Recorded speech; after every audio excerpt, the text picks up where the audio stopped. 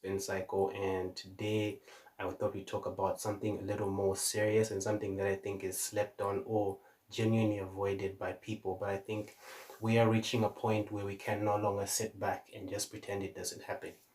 So the date is 6th June 2020, and it looks like we're still dealing with some of the problems that we've been facing from time immemorial. I feel it's quite upsetting when you get to hear about such cases, and I think it's something that we should start talking about a lot more often.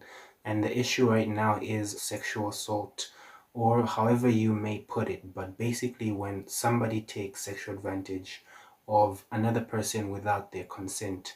So today, just going through the timeline on my social media, and I come across this story that has a familiar ring to it. You hear it or you see it almost every other day, and this is a story of a guy named Jeffrey who basically is caught up in a scandal. I wouldn't even call it a scandal because he told on himself, where he admitted to taking sexual advantage of a young girl. And so the story goes, or according to him, he's exposing himself or telling his friends who he thinks will keep this in confidence about how he met this girl at the club, and they had some kind of vibe going on. So he's at a night out and he meets this girl, and without divulging too much private information, he told her that he was going to drop her off at home.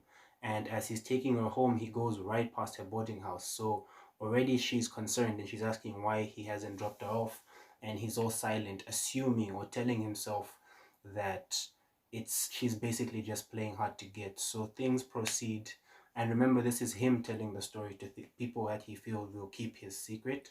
And that's a big thing that's also making us or everyone else quite enraged, is that as the story is going, he's thinking this is all okay. So according to him, he takes her home and she's already uncomfortable, and he proceeds to admit that he took advantage of her, and he proceeded to pass out. And when he wakes up, apparently he claims some friend of hers came and took her. And this is enraging to think about, to hear about these people who still think that it's okay to take advantage of young women just because they showed any kind of warm reception to you, that they smiled your way. We're in 2020 and people are still thinking backwards, like this is the 1500s, because this person showed some kind of interest in you and that means she's asking for it. And I think those are the biggest issues that we're facing right now. We need, as a society, as men especially, to change the way we think about these things, because who would have thought that there's still people every day who believe, men especially, who believe that if a girl wears something short or something that shows a little bit of skin, then she's asking for sex. And if she doesn't, you are within your rights to take advantage of this person. This is completely wrong. And it's sad that it's happening in Zambia, where there's young girls or women who still cannot move freely. They feel so uncomfortable because there's men who think it's okay to catcall. There's men who think just because she's a woman, she owes you sex.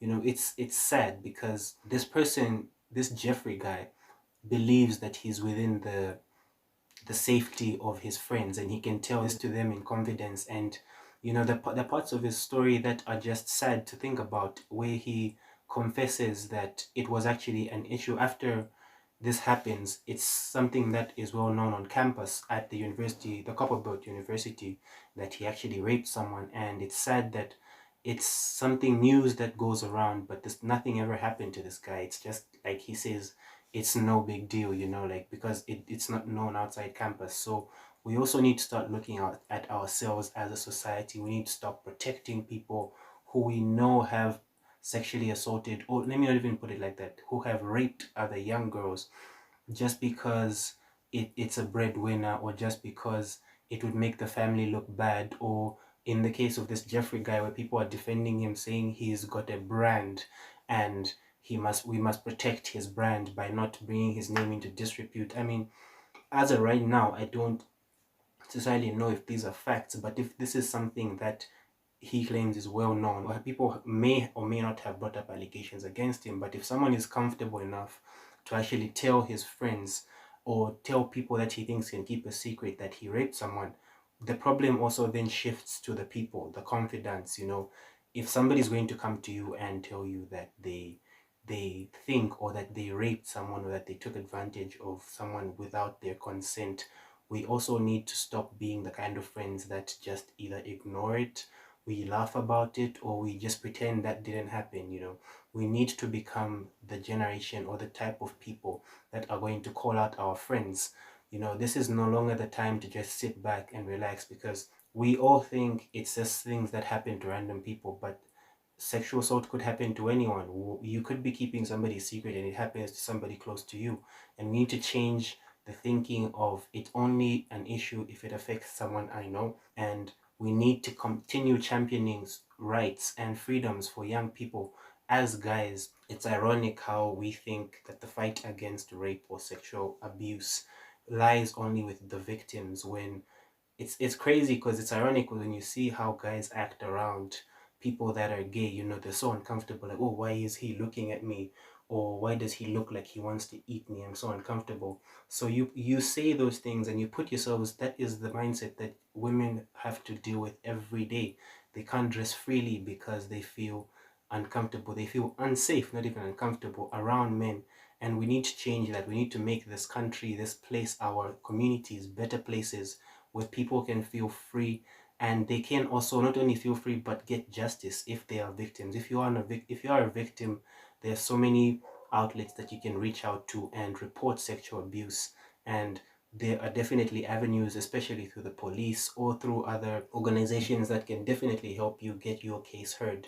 So that's just it for today. That's why I'm really just annoyed, kind of pissed off about this whole Jeffrey issue. We will continue to follow it as it goes, but this is where I am.